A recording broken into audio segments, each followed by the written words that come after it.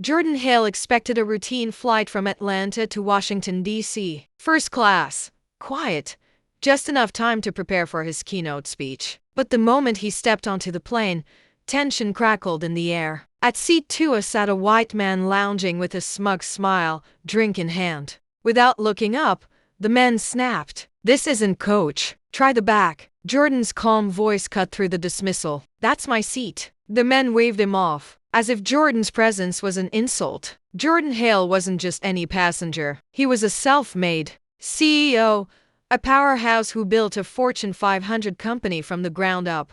Yet here, on a flight he'd booked and paid for, he faced a raw edge of prejudice. Around them, first-class passengers held their breath. The flight attendant looked conflicted, and the silence screamed injustice. Jordan didn't shout. He didn't argue. Instead, he made a call that would change everything. What happens when a black CEO's quiet power confronts blatant racism? Will this flight take off or crash under the weight of its own prejudice? Watch till the end. Hit like and subscribe to Real Life Stories New, because this is the moment Justice got a seat. The cabin's hush grew sharp like static in the air as Jordan Hale stood just behind the thin first-class curtain. For a moment, it felt like every conversation on the plane went silent. Every phone paused mid-scroll. The white man, trim beard, crisp shirt, the sort who wore entitlement like a second skin, remained sprawled across seat 2A, eyes flicking back to his phone,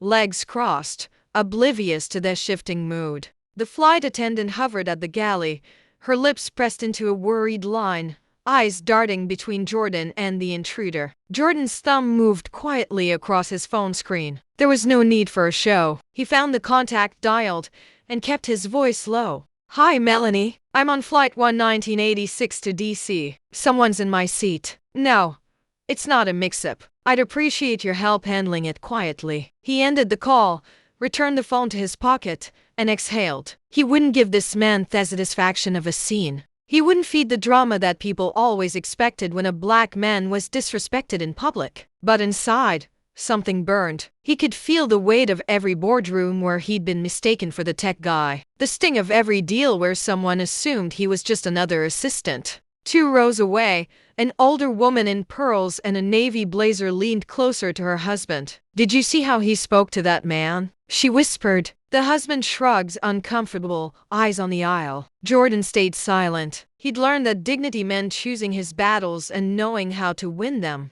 Minutes passed. Boarding continued, the cabin filling with executives, consultants, the well-heeled crowd of a midweek business flight. Still, the man in 2A acted as if the seat was his birthright. At one point, he flagged the flight attendant, demanding another drink. She glanced at Jordan, uncertain, then quietly complied. A young woman in 3C, earbuds dangling from her neck, gave Jordan a sympathetic look. He met her eyes nodded, wordless understanding passing between 2 strangers who recognized the script playing out. Then the mood shifted. The gate agent returned, not alone, but flanked by a second attendant. And the captain himself, a black man in his late 50s, his uniform crisp, gold stripes gleaming on his shoulders. He walked with a calm authority of someone who had spent decades navigating storms, both literal and social. The captain's voice was steady, every syllable deliberate. "Sir,"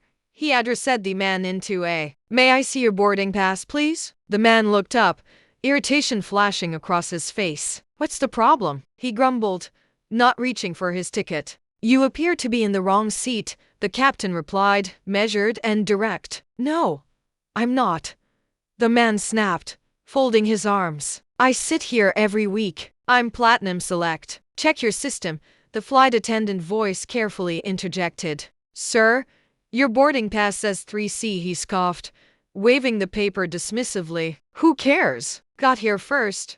Maybe that guy was confused, gesturing vaguely at Jordan without even meeting his eyes. A few heads turned now, the atmosphere growing charged. Someone discreetly pulled out a phone. The air was thick, not just with anticipation, but with the unspoken history of 1,000 moments just like this, stretching back further than any seat assignment. The captain's tone sharpened, but he never raised his voice. This flight cannot depart until all passengers are in their assigned seats. If you choose not to comply, we will have to remove you from the aircraft." Disbelief twisted the man's face. "You're joking. You're really going to kick me off because of him?" He didn't bother to hide the disdain, the barely veiled assumption that rules weren't meant for people like him. That's when the captain looked him squarely in the eye and said, "Mr. Hale is not only a first-class passenger, he's a senior partner in one of our airline's largest corporate contracts. His seat was reserved days in advance. Please return to your assigned seat."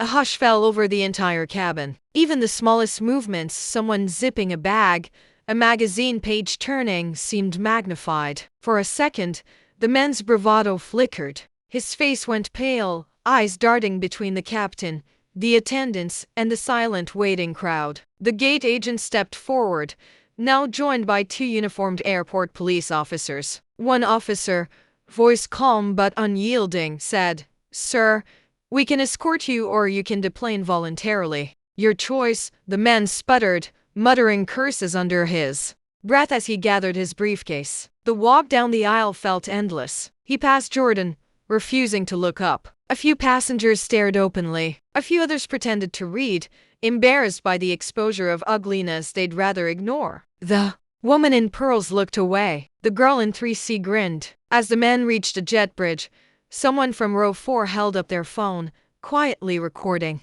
The door closed behind him. A slow, almost imperceptible ripple of relief moved through the cabin. The tension didn't fully break, but something shifted. A weight lifted. Jordan finally stepped forward, placing his carry-on in the overhead. The captain paused, kneeling beside his seat. "I'm sorry for what you experienced," the captain said quietly, voice thick with sincerity. "We're not always allowed to speak how we feel, but I want you to know I saw the whole thing. I've got daughters in law school. I hope they carry themselves the way you just did." Jordan nodded, meeting the captain's gaze. "Thank you. I didn't do it for me. I just wanted what I paid for, what I worked for." For a long moment, nothing needed to be said. The captain returned to the cockpit. The plane, now delayed, finally began to taxi, but the delay was nothing compared to what had just unfolded. As the plane rumbled down the runway, Jordan settled into his seat. He looked out the window,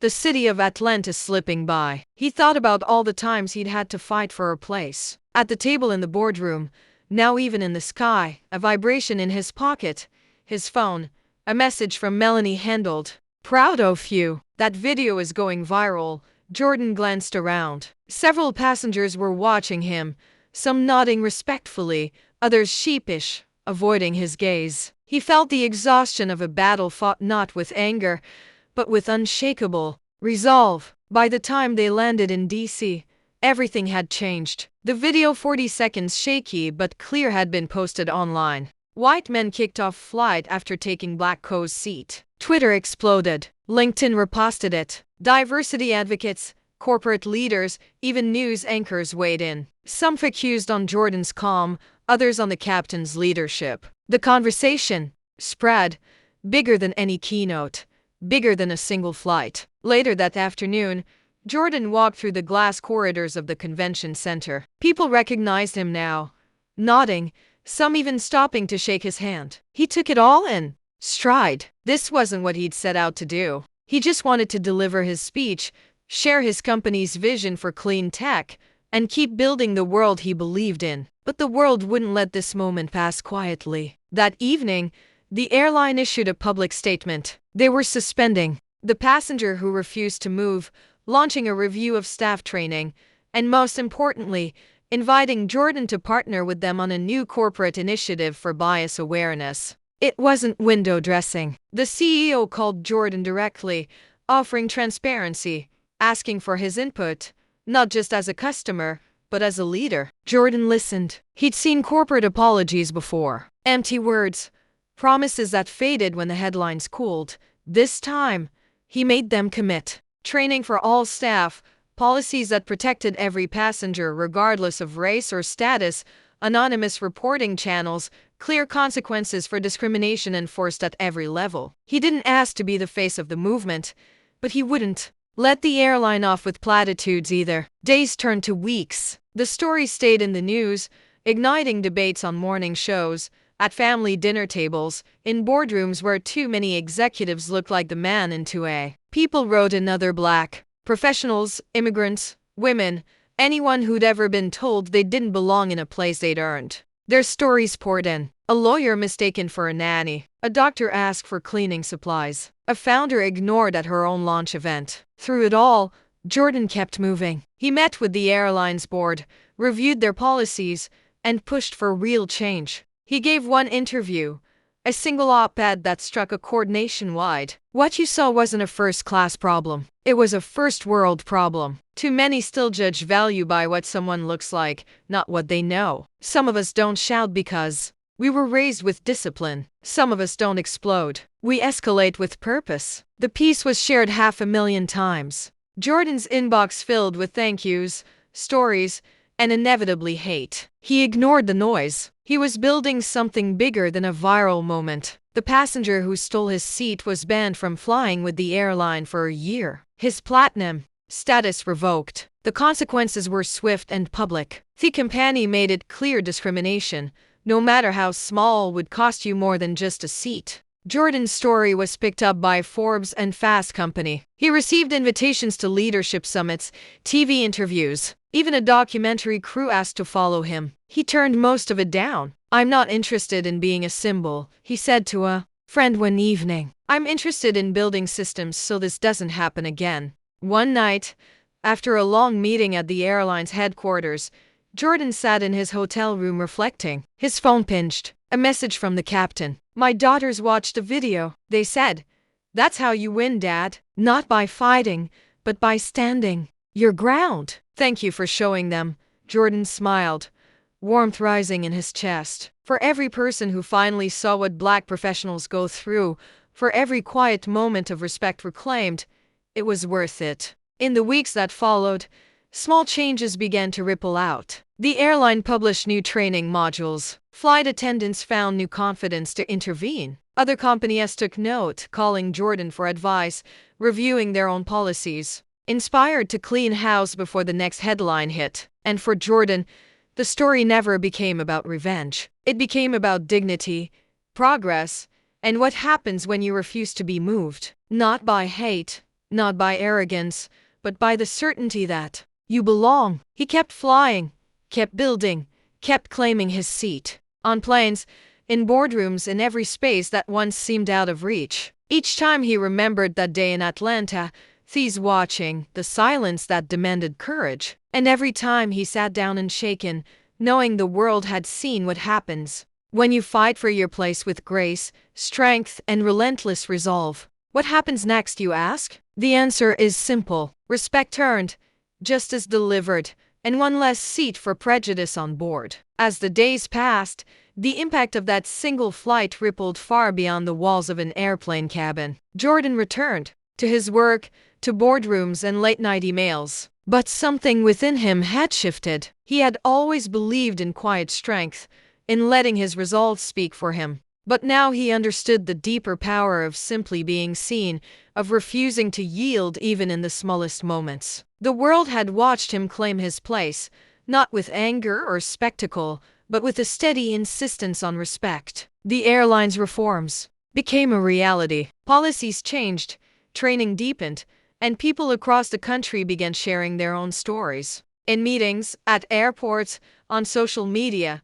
strangers approached Jordan, not for autographs, but for the courage to speak up, to take up space. He never asked for attention. Yet, his story ignited something in thousands. In quiet ways, old barriers began to crack. One evening, as Jordan waited for a connecting flight, he noticed a young black girl boarding with her mother, her eyes searching the first-class cabin. For a split second, their eyes met. She smiled, shy but bold. Jordan smiled back, a silent promise passing between them. You belong wherever you choose to be. Sometimes the greatest victories are not loud or headline-grabbing, but in the simple everyday courage to stand tall. The seat Jordan fought for became more than a place on a plane. It became a symbol of truth, overcoming bias, and dignity outlasting prejudice. If this story moved you, if you believe in a world where everyone gets the seat they've earned, Please like, share, and help real life stories new reach more people. Subscribe today because every view, every voice brings us closer to the change we all deserve.